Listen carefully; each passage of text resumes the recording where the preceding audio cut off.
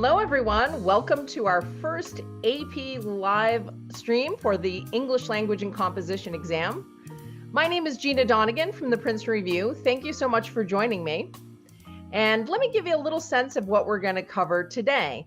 We're going to look at an overview of how this year's AP English Language and Composition exam will work, especially given the interesting nature of COVID. All of our lives are kind of interesting right now. So we're going to talk about how that will affect the AP for you in particular.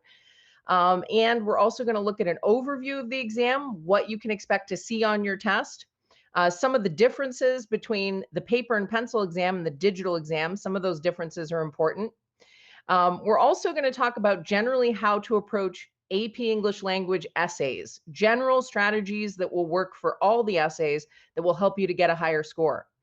And we also had a special request. Welcome to Harshal. Harshal asked if we were going to cover some literary terms or devices today, and we can definitely do a little bit of that. As a matter of fact, I'll give you the ones that I think are the most important for the AP English language exam. So my name is Gina Donegan. I'm a teacher for the Princeton Review. I work with all sorts of standardized tests, all the ones you've heard of from the SAT, ACT, and also a lot of AP exams. And I've been teaching a lot of AP over the years, so I'm going to try to share with you all the little tips and tricks I have for getting a high score on this test. You're welcome to ask questions as we go along. If you want to ask a question, all you have to do is type it into the chat field. And we have a couple of good helpers here, Brian and Kelsey. Kelsey in particular will be looking for your questions and she'll pass them on to me. And I'd be happy to answer your questions. We're going to have a little bit of a small group today, so we should have time to chat if you want to. Here's my email address. If you have any questions after this session, feel free to email me. I'm also going to give you some information on how to contact the Princeton Review if you want more information about what we do. So why don't we dive right in? And again, if you have any questions, just let me know. Otherwise, what I'm going to do is give you, first of all, what you need to know about this year's exam in particular, how you should prepare, and also how we can help you at the Princeton Review. This is the first of 3 live streams. We're going to do one this afternoon. We're also going to have one tomorrow and on Wednesday. So we won't have time to cover everything today, but whatever we don't cover today, we'll be sure to cover in our other sessions. So let's dive into some of the little details that you might be wondering about, because let's face it, all of our lives have been interesting in 2020 and 2021, right, with COVID. Now, some of you might have a school experience that's kind of gone back to normal. Maybe you're attending classes 5 days a week at school. Some of you might be doing hybrid learning. You might be doing some of your learning online and then other days you're in school. Or some of you might even be in schools that are completely shut down. And so you're doing all of your learning at home. The good news is that the College Board, which is the company that actually writes AP exams and administers them, knows that everybody's in a different situation this year. And so they've given us a lot of flexibility as to how we can take the AP exams. In fact, your school has already made some decisions about when they're going to administer the test and how they're going to administer the test. So let's talk about the different ways that that might happen. And if you don't know anything about how APs are going to work at your school, I would definitely encourage you to talk to your teachers right away and find out some of the basics, because like I said, it is going to vary from place to place. But one thing we know for sure is that the AP exam will not be like last year's exam.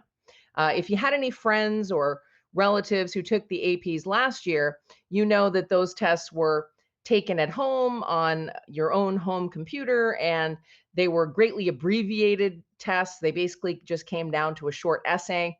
This year's exam is not like that. This year, we're pretty much back to the traditional AP as it always was before this, but with some possible tweaks and changes. And we're going to talk about what those are. So first of all, if you are fully back to school full-time, you go to school every day, you're not doing any online learning, there's a really good chance that you're probably going to be taking the AP English language exam on Wednesday, May 12th. And I say that because on Wednesday, May 12th, the traditional paper and pencil exam will be administered.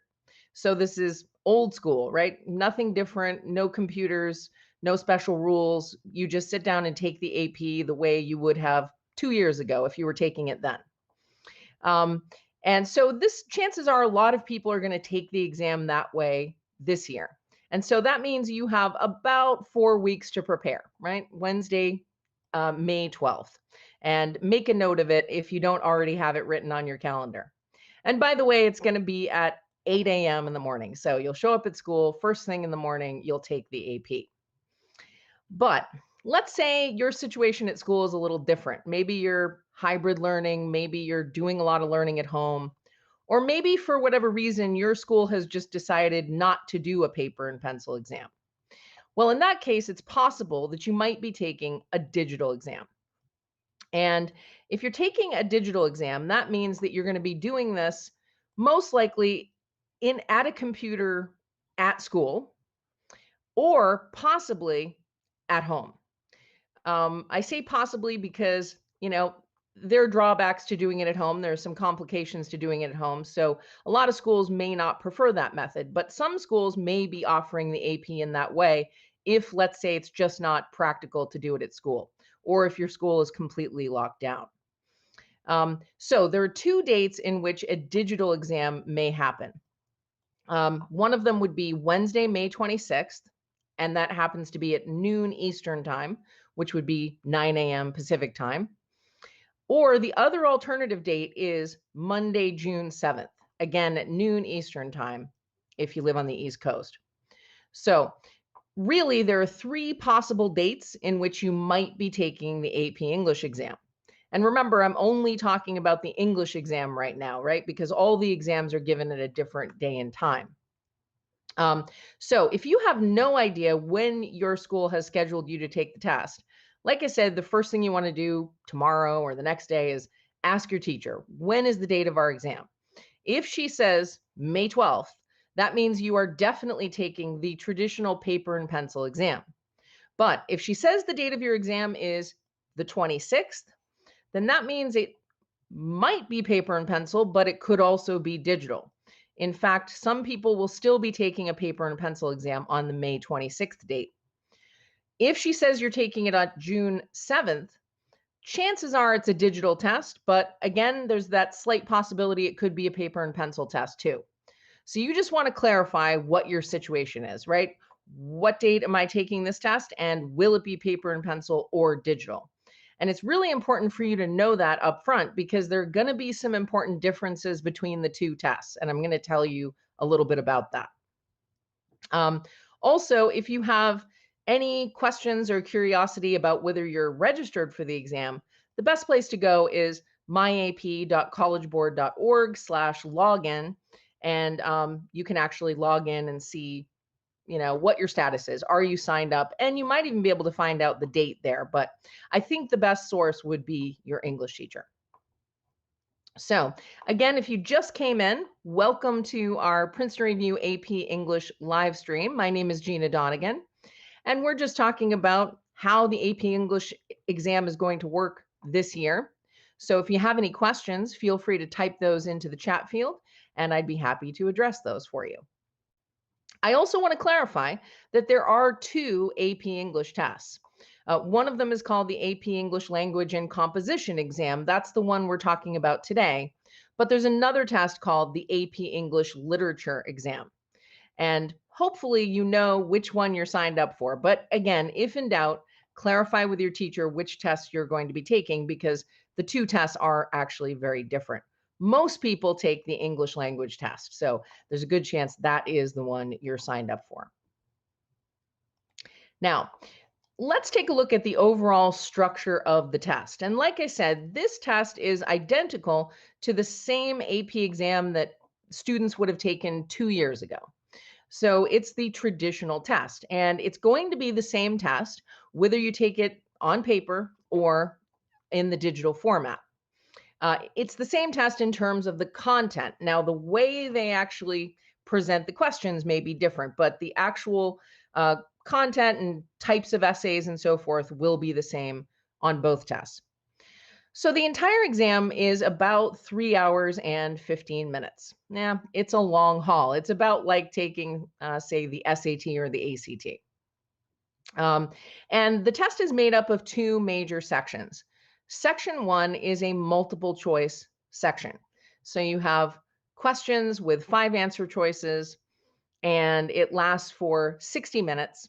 The multiple choice part of the test accounts for about 45% of your grade, and the total number of questions also happens to be 45. Now, we are going to look a little bit more at multiple choice questions tomorrow, but for right now, let's just say that there are two categories of multiple choice questions. Some of them are presented as reading passages. So you'll be given a rather long text, and it's usually an excerpt from an actual piece of writing, like a historical document or a speech. These are not just made up passages for the AP, these are real texts. And then you'll be asked a number of questions, such as what is the main idea of the text? Or what are some of the rhetorical strategies that the author uses in the text? Or you might be asked about very specific lines or words in particular paragraphs. So it's similar to the kind of reading comprehension that you do a lot in a lot of standardized tests.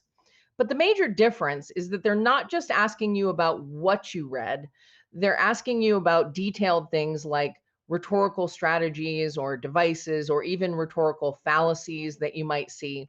So you have to know a bit more about things like style, tone, diction, similes, metaphors, that sort of thing. And that's not the kind of stuff that we usually see on a standardized test. So that's what makes this a little different and particular to the AP English language exam. So that's section one or part one. Section two or part two is called the free response section, which it really just means you're being asked to write some essays. And there are 3 essays. The first one is always the synthesis essay. The second one is the rhetorical analysis essay. And the third one is an argument essay. You have a total of 2 hours and 15 minutes to read and write these essays. Now, most people like to spend about 15 minutes just reading and coming up with ideas. That's called the reading period. And then the rest of your time will be spent actually writing the essays. Now, it's up to you how you budget your time. Most people will probably budget the time using, say, 35 minutes per essay, something like that. And that's in addition to, of course, reading time. But if for some reason it takes you much longer to write, say, the synthesis essay, that's fine. Then you can always just spend less time on the other 2 essays. Generally, though, it is a good idea to try to budget your time somewhat evenly. You don't want to be spending an hour on one of the essays because then it inevitably means that the other 2 are going to be shorter, and that might make your grade suffer a little bit. So you have the freedom to budget your time, but you just want to be aware of where you are in the section. I would strongly recommend that you wear a watch on the date of the AP, because that way you can keep track of time. There might be a clock in the room where you're taking the test, or there might not be. The clock might work or it might not. I don't know about you, but every time I go into a classroom, I find clocks with the batteries that don't work, right? So it's good for you to have a way to keep track of your own time.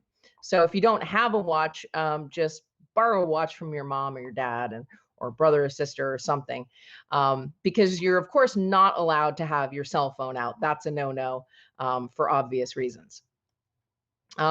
So let's just talk a little bit more about the 3 individual essays. And by the way, this section of the test accounts for 55% of your overall grade.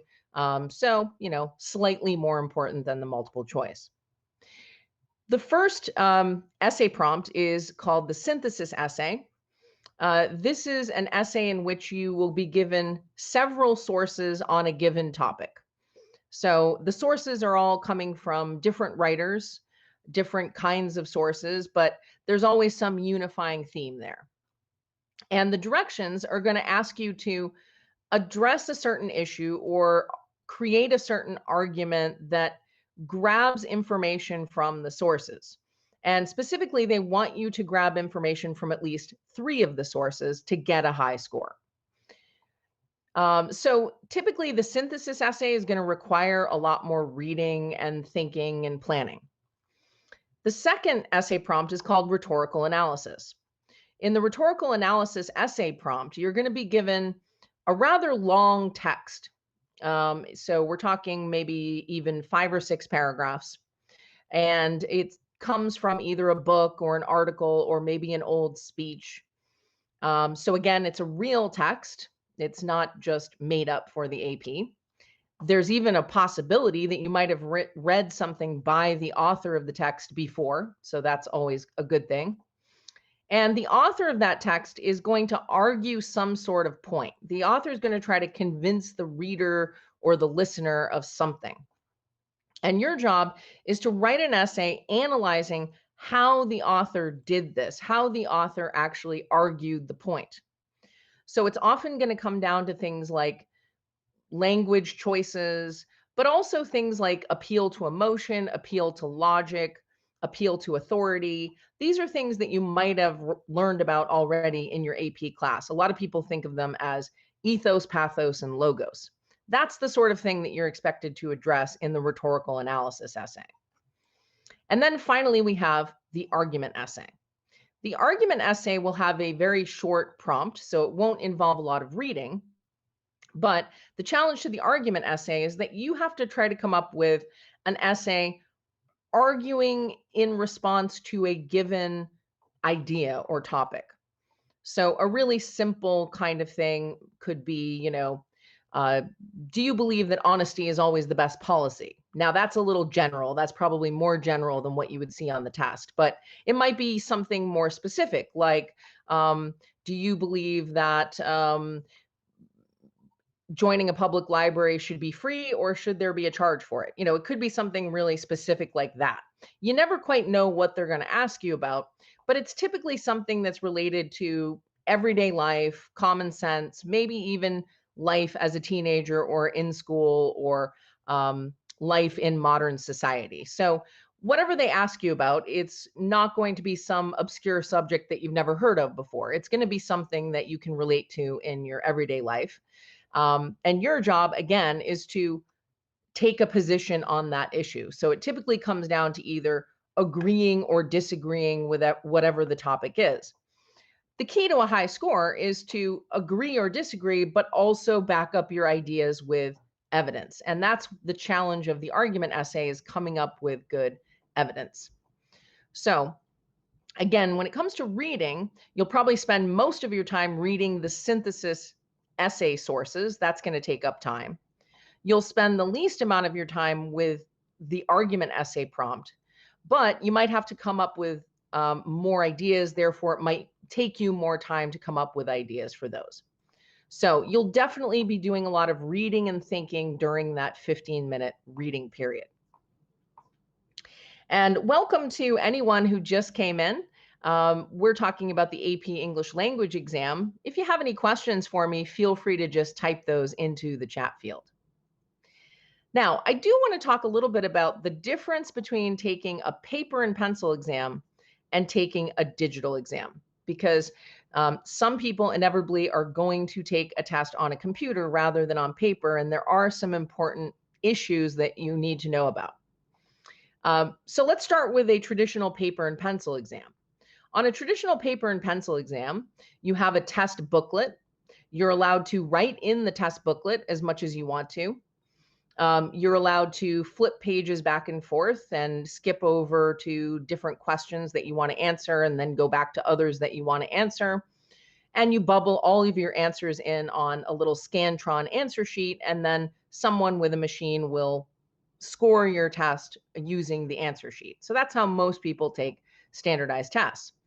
However, for this year's AP exam, if you are taking it on a computer, there are going to be some special rules. Most likely, you'll be taking this on a school computer, or perhaps on your own computer if you have a school issued computer, but you'll be doing it in school. There are a handful of people who might wind up taking the AP at home, but I think most people are probably going to do it in school, if it's digital. Now, for some reason, and I'm not really sure why, the College Board has decided that on the digital version of the AP exam, you would not be allowed to skip around within the section. That's kind of unfortunate, honestly. It's not a great thing, but it's good to just know it and expect that going forward. So that means you have to answer the questions in order. So if you don't like the first passage they give you, too bad. You've got to read it and you've got to answer the questions in that order. Unfortunately, you're not allowed to return to any of your answered questions. So that means once you choose an answer, you have to be pretty sure that that's the answer you want to pick, because unfortunately, it's going to be built into the system that you can't go back. And again, I'm not sure exactly why that is, but those are the rules. I think the way it will work is you will click on an answer, A, B, C, D, or E. There are going to be 5 choices. And then there'll probably be a little button that says submit, or are you sure you want to pick this answer? Something like that. And once you click on that submit button, and once you commit to that answer, that's it. You're moving on to the next question. So again, you just have to be a little bit careful that you're not choosing the wrong answer. So it's good to double check things. And if you happen to skip over a question, unfortunately, you won't be able to go back to it. So that's going to present a little bit of a challenge, but it doesn't necessarily mean that you're not going to be successful with the test. I think you can still do perfectly well on the test, even though you can't skip around. It just means you're going to need to keep an eye on the time. Remember, you only have 60 minutes to answer the multiple choice questions. So you'll want to just keep an eye on your watch and make sure that you're not running out of time there. Another issue is that when you take the digital exam, it will actually have some slightly different questions on it. And the questions will be such that you really won't benefit from anything like an internet search or looking things up in a textbook, looking things up in notes or study guides. Now, of course, that would be against the rules anyway. But even if you somehow thought you were going to try a stunt like that, the test actually will not be testing things that are based on things like, knowledge content that you would need to do a search for. And by the way, this goes for people who are taking the test at home too. If for some reason you're taking a digital exam at home, it's just not going to benefit you to do things like internet searches, and you're really not allowed to do that anyway. So if you are taking the test at home or at school for that matter, follow the rules, right? Don't do anything you're not supposed to do. And we're told that, it wouldn't do you any good to try to do these searches anyway, because the questions might be slightly different on the digital exam.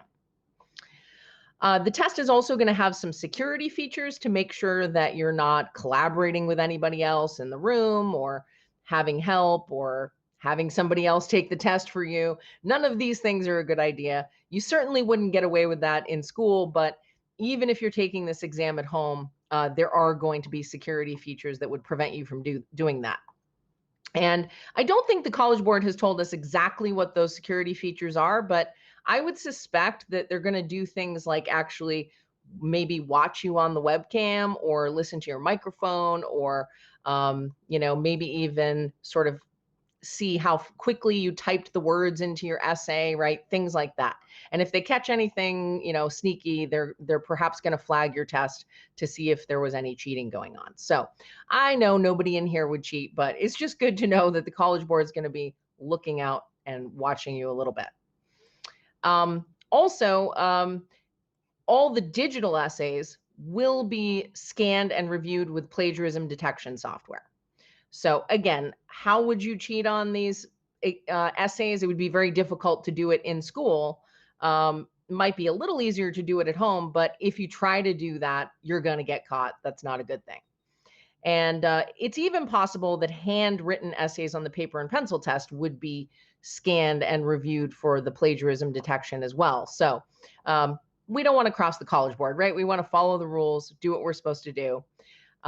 The biggest difference, as far as I can see, between the paper and pencil exam and the digital exam is the fact that you can't skip back and forth between questions in the multiple choice sections. So it's kind of a downer. It's not necessarily a great thing for us, but those are the rules of the test. That's what we have to deal with. On the upside, you might find it a little faster to get through some of the questions on the digital exam because you're just clicking buttons, right? So that may be a benefit to the digital test. I didn't see it anywhere on the AP website necessarily, but I suspect that if you're taking the digital test, you'll be allowed to use some scratch paper if you need it. That's one of those questions you might want to ask your teacher if you are taking the digital exam. So the bottom line is you want to know when you're taking the test and also what type of test you're taking. Be really clear about that before May so that you can prepare accordingly. For example, if you know that you're going to be taking a digital exam, then the best way to practice your essays would be by typing them, right? But if you're going to be taking a paper and pencil exam, then the best way to practice those essays would be by handwriting them. So these are the reasons why we want to know what to expect ahead of time. And if you happen to be one of those special people taking the AP at home, then you're going to have some special issues to attend to as well, which is making sure that you have a good laptop or desktop computer with a good internet connection, um, a computer that's not going to break down on you in the middle of the test, right? So you want to make sure you have access to those things. You cannot take this year's exam on any sort of tablet or smartphone. That's just not going to work. So if you are taking it at home, it's going to be either laptop or desktop. But remember, these decisions about the date of your test and the format of your test are really up to your school, right? This is not a decision that you're making personally. This is a decision that your school has already made on your behalf. Hopefully, they've told you what the date and what the format is. If they haven't, just make sure you find out about it. Okay, so in the multiple choice section, let's talk about how the scoring works. And by the way, this is true whether you're taking paper and pencil or digital. The way the scoring works is you earn 1 raw point for every question that you answer correctly. It doesn't matter if it's a really easy question, it doesn't matter if it's a difficult question, all of them are worth 1 point. So, for those of you taking a paper and pencil exam, you would want to make sure that you go through and do all the questions that look easier to you and make sure you score points on those before you start wasting any amount of time on harder questions. For those of you taking the digital exam, you won't be able to skip around, but still keep in mind that if a question's really hard and you can't seem to figure it out, it doesn't benefit you to waste a lot of time on that one question because it's not worth any more points than the others. If you leave a question blank, then you don't earn any points for it, but you also don't lose any points. And the same is true with answering it incorrectly.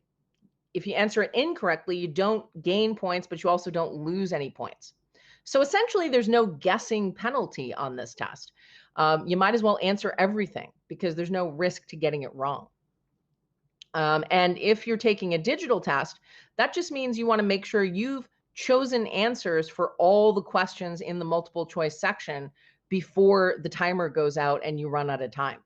You don't want to be left at the end with 5 questions you didn't answer because, that's some points that you might be leaving on the table.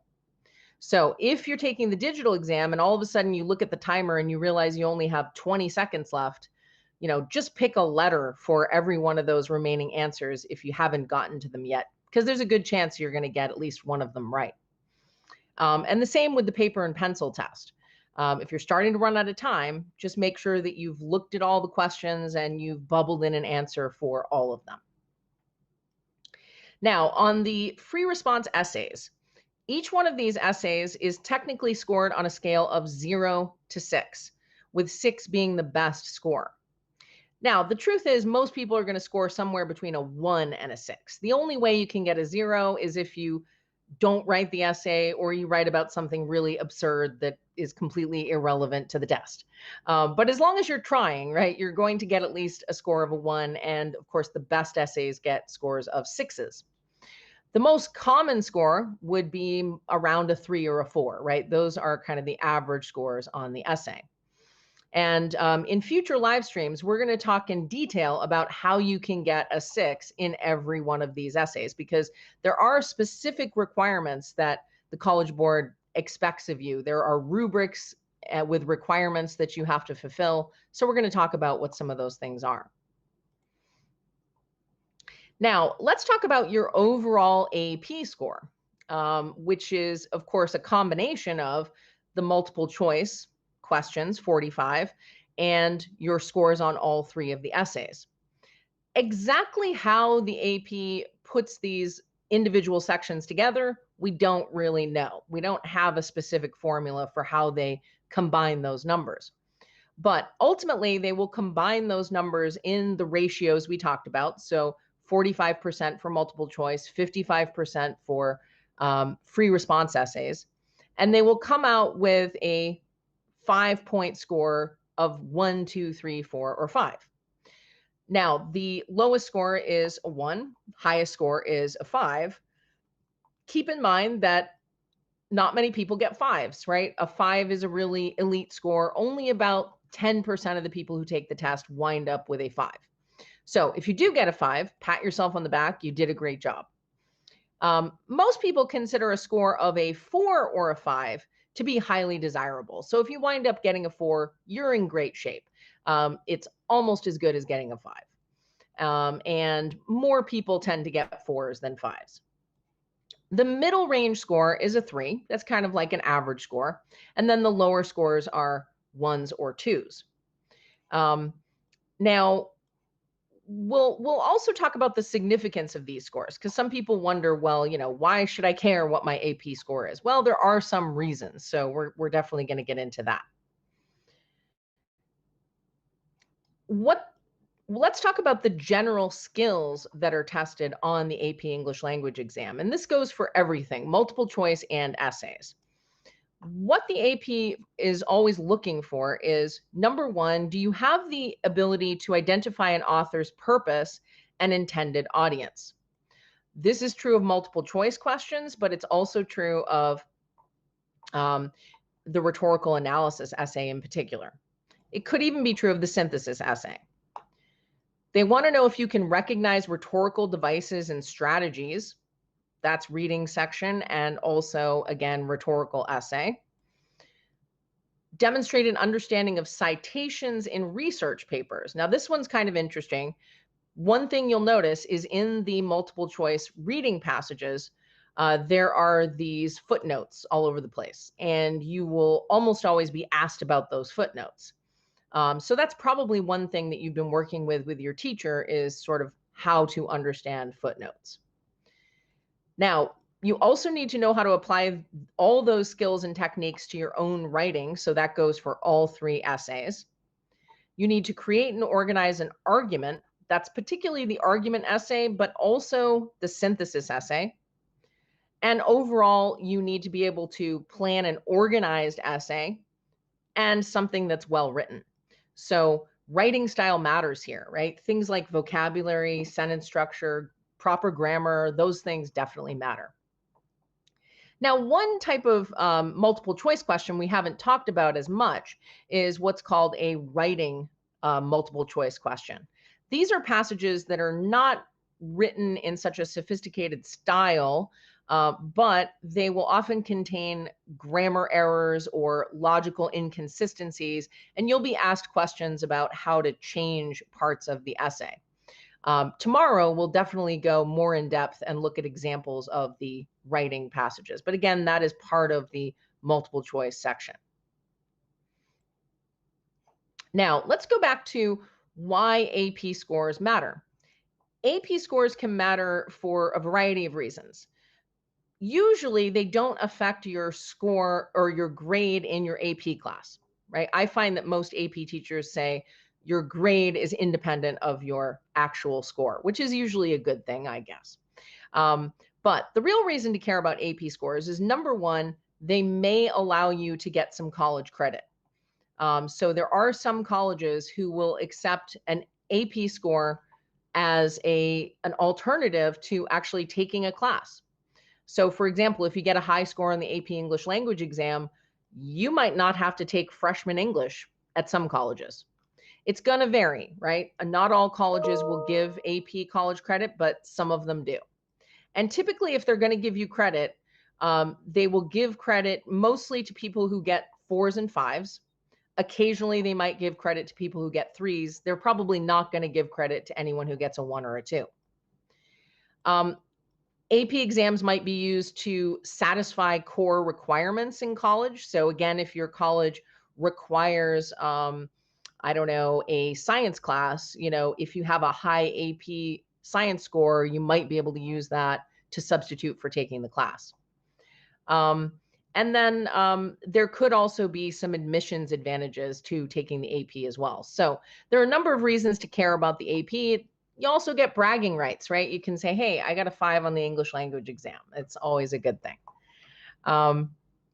Let's see. Herschel says, we'll be discussing general strategies for the multiple choice part of the exam.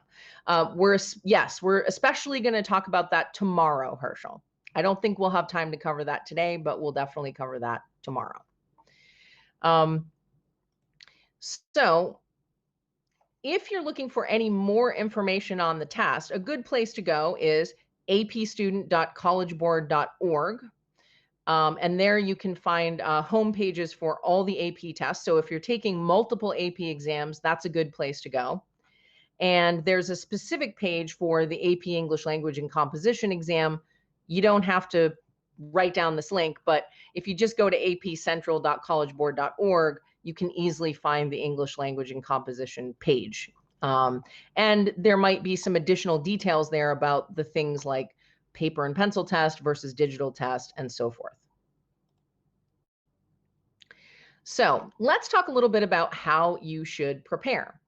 And my plan for today was to talk a little bit about general strategies for the essays, but I know Harshal was eager to talk a little bit about rhetorical devices. So I think we're going to jump to that just so we have enough time to talk about it. And so think of this as kind of a good bonus. I'm going to give you some really good things that you can put in your notes for the rhetorical analysis essay. And then we'll definitely talk a bit more about this tomorrow or the next day as well. But the rhetorical analysis prompt is, as I said earlier, going to give you a rather long passage. And the directions say to read the passage carefully, write an essay that analyzes the rhetorical choices that the author makes in conveying her message to her audience. Now, they'll give you a bunch of bullet points here. Respond to the prompt with a thesis. That's going to be important. Select and use evidence, very important. Explain the evidence, also very important. Demonstrate an understanding of the rhetorical situation. Now, what does that mean? That usually means things like who is her audience or what is the occasion. And then, of course, you have to use appropriate grammar, spelling, and punctuation when you're writing your essay. That goes for all the essays. Now, those directions are a little general, but what I want to do is I want to give you the top 10 list. These are the top 10 rhetorical, I call them rhetorical buzzwords, but if I was being more careful, I would say rhetorical devices or literary devices. These are the things that you always want to try to talk about in your rhetorical analysis essay. So if you don't already have a list like this, you might want to just jot it down somewhere or take a screenshot and add it to your notes. And I know there are a bunch of rhetorical devices out there. There's really specific things like personification or anthropomorphism or things like that. Those can be useful, but the ones I have on the slide are actually the most important. Like if you want to get a high score, these are the things you should always look for. So number one, there's style, which just comes down to how did the author write the speech or the text? Was it written in a formal style or a more casual style? Was it written in a humorous style? These are all possibilities. I find that most of these tend to be more formal in their style and tone, but it could be something other than that. Sometimes the author might even be satirical. That's always a little tricky because if you don't pick up on the satire, sometimes you don't get the joke right away. But you want to always just ask yourself, how does this feel? That style and tone really has to do with how the writing makes you feel or how you think the author wanted you to feel. What is the overall theme, which just means what is the text about? Always look for comparisons. because there's a really good chance you're going to see them. Similes are comparisons that are made with the terms like or as.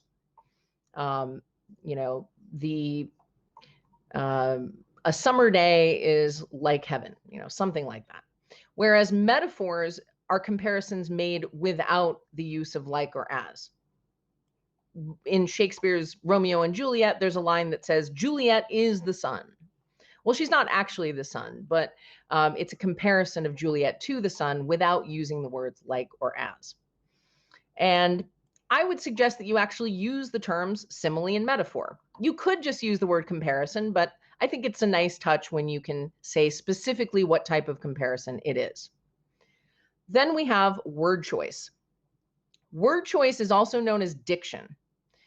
It really just comes down to what words did the author choose to use when writing the speech or the text. Because, you know, for instance, if I said, Ashley is my friend, that has a certain meaning to it. But what if I said, Ashley is an acquaintance of mine? That's different word choice. That's different diction. And what it really does is it shows that maybe Ashley is not such a good friend, right? Because acquaintance sort of implies a more distant relationship. So that's what we mean by what words did the author use to write the text.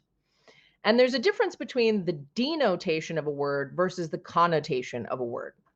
Denotation means the literal meaning, like the meaning if you looked it up in the dictionary. Whereas connotation has a little bit more to do with implied messages or implied feelings. Like some words just seem more positive or negative than others.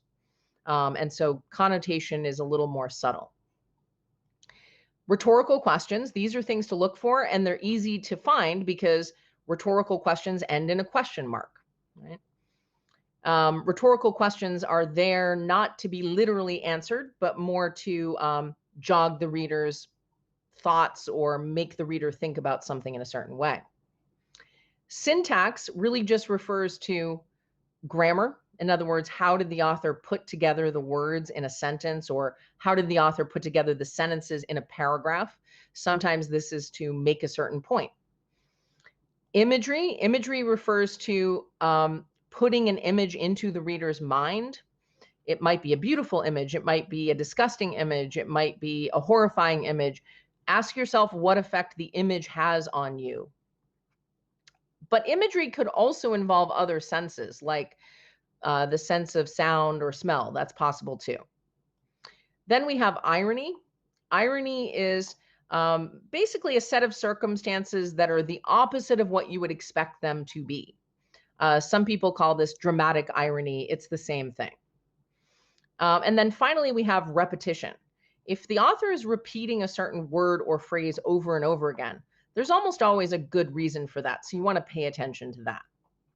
Now, don't get me wrong. I'm not saying that you have to discuss all of these things in every rhetorical analysis essay. That's not what I'm saying at all.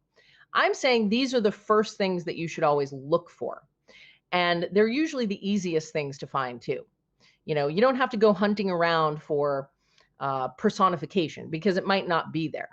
But style and tone will always be there. A theme will always be there.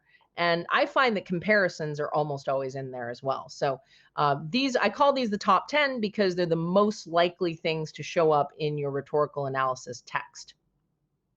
By the way, these are not only useful for the rhetorical analysis essay, these are also useful for the multiple choice section, because a lot of multiple choice questions ask about all of these things.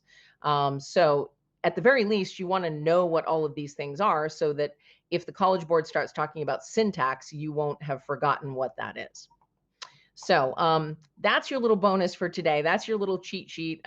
So work on learning those before test day. And I'll definitely give you some more tips on the other essays in our next live streams as well.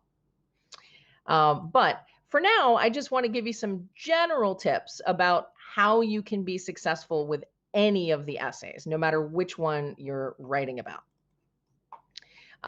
First of all, do lots of practice. And chances are you've been already doing a lot of practice in your English classes. Hopefully you have. And hopefully you've been doing them timed too. If you haven't been doing timed essays, you might want to try that on your own. Set a timer for, let's say, 40 minutes and just see how much of your essay you can write in 40 minutes. If you can write the whole thing, fantastic. If you write it in 30 to 35 minutes, that's even better. If you're not even halfway through your essay in 40 minutes, that means you need to work on timing, because remember, for all 3 essays, you only have basically 2 hours. So you do need to kind of trim down the writing time. If you're taking a paper and pencil exam, handwrite your practice essays. But if you're taking the digital test, type them, because that's going to be more authentic, obviously. Unless your teacher has some other preference, right? If your teacher tells you, well, you must type them or you must handwrite them, that's different. But if you have a choice, it's good to use the same format that you're going to be using on test day. And hopefully your English teacher is giving you some detailed feedback on your practice essays. So take that feedback to heart and make notes on the kinds of things that you need to work on, that you need to do better with. Because your teacher is always looking at it in the same way that an AP English language grader would be looking at it. So again, this is just another overview of the 3 essays. We've kind of talked about these, so I won't go into too much more detail there. And we've already talked a bit about the timing. Now, just so you know, the people scoring your essays are typically either AP English teachers or maybe even college English professors. So they are people who understand this essay, they know how high school students write, but keep in mind that they read lots of essays. They might even read thousands of essays. So ultimately, what you need to do to get a high score is make a great impression on the grader. You need to make your essay stand out in a really positive way compared to all the other essays that the grader might have seen that day. So how do you do that? Well, we're going to go into a little more depth here. And I think I'll skip over to some of my other slides just to save us some time. Okay, so what I'm going to do now is I'm going to give you an overview of how you should organize your essay. I would recommend that each one of these essays should be somewhere between 4 to 5 paragraphs. Now, in theory, you could write a 3-paragraph essay, but I find that a lot of times 3 paragraphs is just a little too short. So I would actually recommend 4 or 5 paragraphs. The first paragraph should be an introduction. And in the introduction, you need to accomplish a few important things. Number 1, try to have an interesting first sentence. Because again, that's the way you're going to impress the grader, right? That's a way of saying, hey, my essay is special. You should give me a 5 or a 6, right? So if possible, start with an interesting first line. Then you need to be very direct about your thesis. Now, what your thesis is depends on, obviously, the essay prompt and the type of essay, but all of these essays involve communicating a clear idea, and the best place to do that is right in paragraph 1. It should be clear to the grader what the point of your essay is. Also, briefly list off the pieces of evidence that you're going to use. The ideal number of pieces of evidence is 3. This goes for synthesis, rhetorical, and argument essay. And then finally, a very brief transition to the body of your essay. So your introduction is probably going to be about 3 or 4 sentences. Then you'll have body paragraphs. And again, if you're writing a 5-paragraph essay, that's 3 body paragraphs. If you're writing a 4-paragraph essay, that's 2 body paragraphs. Ideally, you want 1 paragraph for each piece of evidence. Now, if you really feel like you can't crank out a 5-paragraph essay, then you could combine evidence into 1 paragraph. That's a possibility. But for a 5-paragraph essay, strive for 1 piece of evidence per paragraph. But you not only need to list off the evidence, you also need to explain it. That's really important. Don't be afraid to talk about conflicting points of view. That actually could be a wise thing, especially in the argument essay. And then finally, your last paragraph should be a conclusion. You could have a very brief conclusion if that's all you have the time for, but ideally you're going to have, say, a 2 or 3 sentence conclusion. You've developed your argument, so now your conclusion should be fairly meaty. and convincing. The conclusion should remind the reader of your position and how awesome and strong it is. Okay. So that's the overall structure of your essay. In our future live streams, we're going to talk more about other details, like exactly what do those multiple choice questions look like. We're going to talk about exactly how to approach the other essays, the synthesis essay, the argument essay. Before we wrap up, I just want to remind you that at princetonreview.com, we have a lot more resources that you might find interesting. For instance, we have AP tutors, people like me who would work up with you one-on-one. We also have things called cram courses. So the cram courses are being offered right before your test, and it's a chance for you to spend about 6 hours with a teacher like me who's going to give you an overall exposure to all parts of the test, the most important things you need. It's also going to give you access to our excellent Cracking the AP preparation books. And here's what those books look like in case you've never seen them.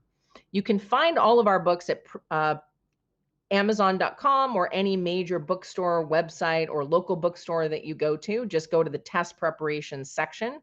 And in particular, we have a book called Cracking the AP English Language and Composition, which you might be interested in. So thank you so much for your attention today and your questions. Keep in mind, we will have another live stream tomorrow at 5 p.m. where we're going to cover all new material, and then another one at Wednesday at 5 p.m. Those are Eastern time. So if you live on the West Coast, just make the adjustment there. So signing off now, my name is Gina Donegan. Thanks so much for all your questions, and hopefully I'll see you tomorrow.